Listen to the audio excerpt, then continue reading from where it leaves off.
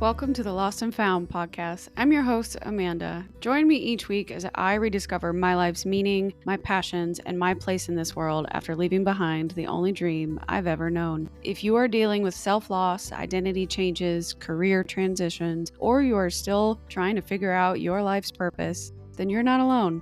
Join me. Wanderers are always welcome.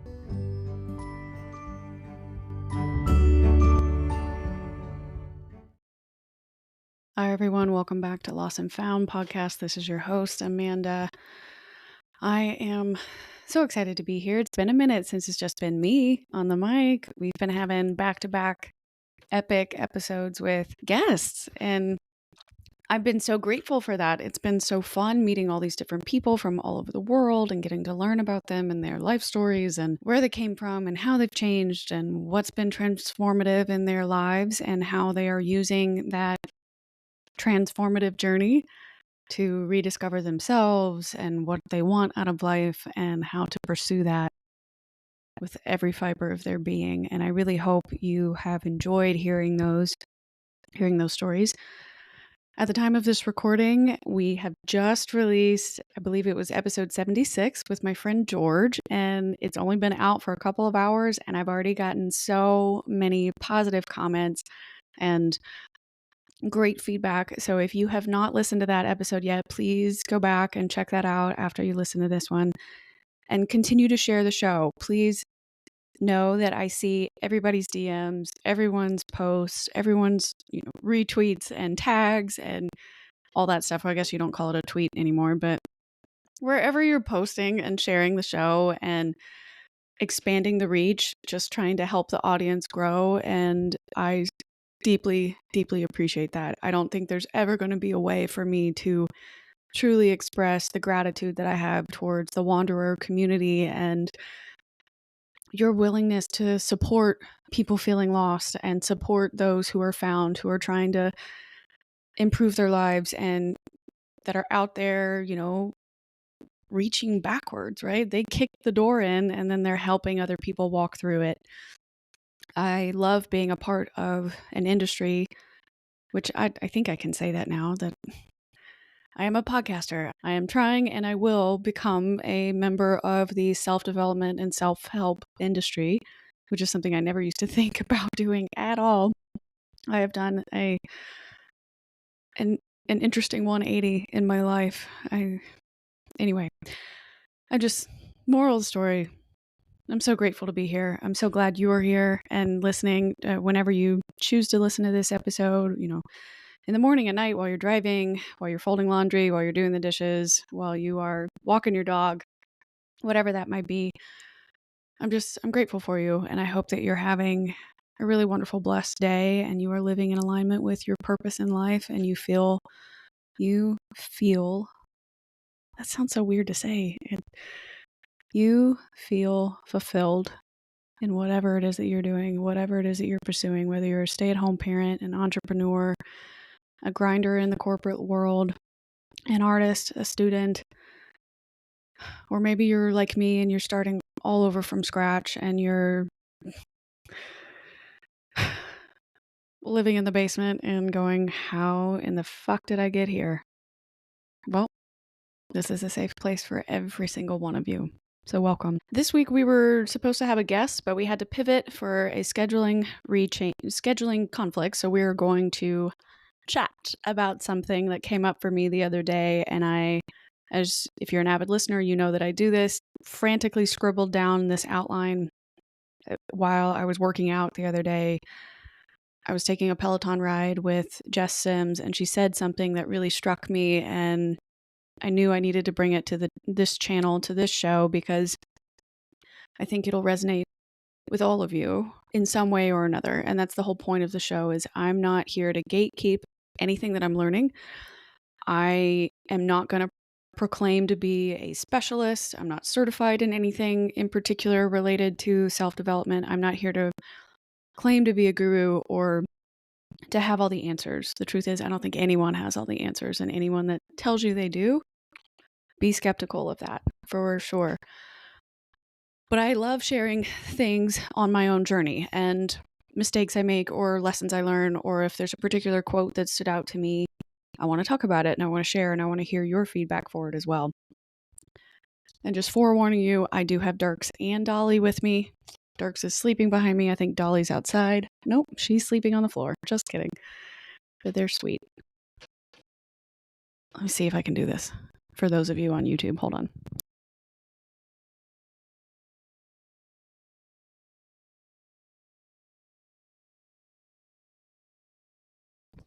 That's them. They're just sleeping babies. Anyway, okay. I love them. I love them so much. Ooh, where did that accent come from, Amanda? I don't know. I'm in a good mood. All right, let's get into it. I don't want to take up too much of your time today. I just want to make sure this message comes across and it reaches the person that it needs to reach today. So I was riding my Peloton. I was taking the boot camp classes, one of them with Jess Sims, and she said in the middle of the workout, she's trying to encourage you to keep going. You're doing a really hard movement with the dumbbells in your hands and stuff. And she says, doing that, you can't expect yourself to change if nothing changes. And the most meaningful moment is that genuine change requires purposeful instability. And that struck me, because she's using it as a metaphor to explain you're getting stronger in your workouts, you're becoming more efficient in your workouts. But I knew that this context could apply to your self-discovery journey as well and your self-development, because you can't expect yourself to become someone different. You can't become your quote unquote ideal self, your future self, the person that lives this dream life that you're coming up with in your mind right now. You can't become them without attempting to change. They're never going to magically appear. If you believe in quantum mechanics and, accessing different energies and beings and versions of yourself that live in an alternate universe, you're never going to be able to, what's it called? Not the time wave, flatten the wavelength. Hold on a second. Yeah. So relating to quantum physics and quantum mechanics, I suppose, if you understand that and you're trying to manifest your future self or the version of you that is living this dream life that you're trying to go after, it's called collapsing the wavelength. You have to embody that and collapse the wavelength and lean into your spirituality and remain open to your intuition and that kind of energy and collapse things into reality. But in order to do that, you have to change. If you're closed off right now and you're not listening to your intuition, if you are avoiding getting uncomfortable because one, there's well-known science behind it, your brain prefers to do what it understands, to pay attention to what it already knows it likes. Change is very difficult for your brain, and creating new neural pathways takes significant effort to work through in your subconscious. And so if you want to change and if you want to grow and if you want to see that dream version of yourself come to real life, you are going to have to go out of your way to provide intentional and purposeful instability. And in the concept that Jess Sims was talking about, in order to grow your muscles, in order to gain more endurance, more strength, cardiovascular capability, you have to put stressors on your body that make you unstable. You have to attempt to lift heavier weight. You have to try a new exercise that triggers a muscle you don't use quite as often to, train it up and get it to go through the micro tears and regrow and rebuild and repeat the cycle. And you are purposefully choosing to work out in that way or perform an exercise move in that way so that it trains your body to go, oh, I've never done that before, but I know now I know I can. Let's try it again. Let's do it again. I'll get better and better at it.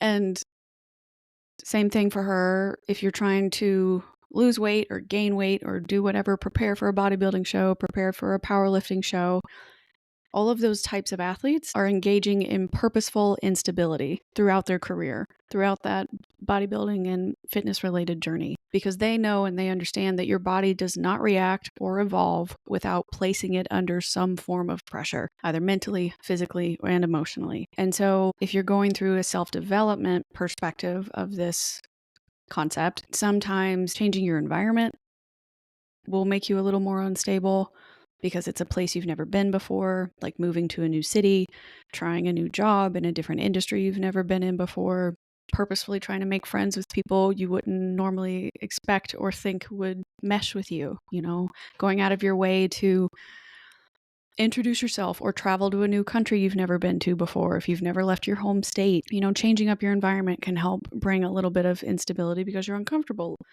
sitting in the unknown. You've pushed your boundary there. You can work on the way you speak, right? Either to yourself or to others. You can do internal work with your negative thoughts or destructive cognitive scripts, whatever story you've been telling yourself that's become so ingrained into who you are and your identity. Flipping the switch on yourself and trying to create a new internal mantra, a new internal voice, an embodiment of who you think that future version of yourself would be and what they would say. That's uncomfortable. That's going to give you some purposeful instability. You're getting used to speaking in a different way and interacting and talking to others in a different way. So that'll help change things. You can work on changing the way you think. Again, kind of goes back to those cognitive scripts. What are things that you've been saying to yourself and telling yourself that are no longer beneficial, or you're finally admitting that they're no longer true? You know what I mean? Learning new concepts that you were previously not open to before. Maybe there were people in your lives that had different opinions from you. There are people with different lifestyles from you that you're trying to now accept or understand, or at least be more open to learning about their perspective and their journeys, and integrating what they've learned from their lives into yours and seeing how it could resonate or mirror a problem that you might be having, and going, oh, okay, I never knew that. I never thought that way. I never considered that to be a possible truth. Now it's going to change kind of the way I think. Maybe you're going out of your way to read different books that you normally wouldn't read, or watch news, accept news from different places that you wouldn't normally have accepted. Seeking out people with a different religion from you, that can help kind of bring some purposeful instability. Challenging what you know about yourself and about the world by integrating something you've never heard of before can help bring that purposeful instability. And it makes you stronger. It makes your brain tick. It makes you physically uncomfortable. You might be dealing with anxiety when you first push yourself out there in that new environment, or with that new habit, or with that new internal script, and you're starting to think, whoa, man, I don't know if I like this. What did I just get myself into? And you worry about tripping, and maybe you will, maybe metaphorically you are going to you'll get it wrong a couple of times. Well, the first time you're trying it, maybe you will slip up and still say something that's offensive when you're working on trying to not do those things. Like, don't expect the path of purposeful instability to be perfect. Say that 10 times fast. Don't expect that new path to be perfect, because you're not perfect, right? And as soon as you can accept the fact that you're not perfect, but you are worthy of that duality, Jess likes to say, you are a work in progress and a masterpiece at the same time. You can be two things at once. You can be letting go of your previous identity or previous patterns, and you can also be accepting this new identity and these new patterns. You can change your daily habits. So let's say maybe you're not ready to fully accept a new version of yourself, or the idealized version of yourself. If that really feels that far out of reach, focus on just small daily habits that can help you build that new identity, right? So one of the ones I know I need to work on, or I guess however you want to operate in your life, operate that way. But definitely think about the priorities you want to have. What are your buckets? I care about my family. I care about having a career that feels fulfilling and successful. I care about my mental health and wellness, overall wellness, right? So those are the buckets I'm dropping things into. Family life, so external, current, present day tasks, things I got to get done, but I know will help me progress as a person. And then my overall wellness, which is all that personal self-care, internal work, maintenance, etc. I know for me, those are my 3 priorities. One of the main things that I've been hearing about in this self-development group and in all these other podcasts and some of the other podcasters I've interviewed, number 1 thing to do, have a better morning routine. Getting up earlier during the day, getting more done in the morning before anybody else gets up, before anybody else can derail your schedule. Do something for yourself. Waking up at 5 a.m., not my thing. It's really not. I probably should have gone into a night job a nighttime industry job because I feel like I flourish the best after 12. Like I'm an afternoon, evening person. I am grinding. I get so much done at the end of the day, especially for this podcast. Like I spend at least 4 to 5 hours a day, either researching other guests, researching stuff on YouTube, how to get better at editing, watching other people's stuff, creating new content ideas, plotting my plotting my life out, like I was about to say plotting my revenge, but that's not right. Like I have no revenge to take out on anyone, but I'm I am so wired, and then I don't even notice it's all of a sudden 10 o'clock, and then I'm like, ooh, I didn't even eat dinner. Now I gotta eat dinner, and then I'm up for another hour because I'm trying to decompress. But then my brain is so wired because it's been staring at computer screens all day, and then I finally fall asleep at like midnight, and then Dirks wants to wake up at 6 a.m., 5 or 6 a.m., and I'm having a really rough time doing that, right? So I personally know that my future self, my ideal self, the Amanda that's living in a different universe, I want to tap into her wavelength. I want to tap into that version of her. She does wake up at 5. She does let Dirks go outside and pee on his own because God forbid he is attached to my shadow. She does work out by 5:30. She's either in her own home gym or she's on, a Pilates reformer somewhere. She's doing the hour workout. She's coming back. She's having breakfast. She's getting on calls. She's working throughout the day, doing whatever, and she feels accomplished because she got her self-care done already. No one else can take that from her because she already did it. Versus the life I live right now, I cram it in when I can, right? Some days the only exercise I actually get is walking my dog twice. And I know in the long run that's not enough, right? I have to change my environment. I need to start putting myself through purposeful instability. And I am, right? Like every single time I get on this microphone, I still get nervous. I still get worried. And it's getting less and less around my fear of failure and less around whether or not I'm doing something that's good enough or purposeful. It feels nervous because I want to do a good job. I want to do something that's worthwhile and that it's actually helping people. So I worry the anxiety I'm getting it's like, it feels good, if that makes any sense. Like it's anxiety because I care, not anxiety because I actually feel like I'm in danger or like this is so bad. What a terrible idea. It's just like nerves that build up, right? Anyway, I know that if I want to become that person, I have to engage in purposeful instability. I have to put myself through a regimen or a routine that's going to feel weird at first until I get used to it, until it becomes ingrained in myself. Same thing with my internal mantras, my cognitive scripts. I have to stop saying that I'm not worthy. I have to stop saying that I'm not making a difference, or that my voice doesn't matter, or that I need to people please, or that I need to make other people more comfortable, that my desire to be of service does not make me a doormat. My desire to be of service means I'm here to help others walk their own path, but not at the expense of my own, right? Like learning how to build those appropriate boundaries and appropriate routines that will enable me to collapse that wavelength and meet future Amanda where she's already at. In the meantime, I'm obviously going to attempt to borrow that bitch's energy because she's fabulous and she's smart and she's calm and she knows herself.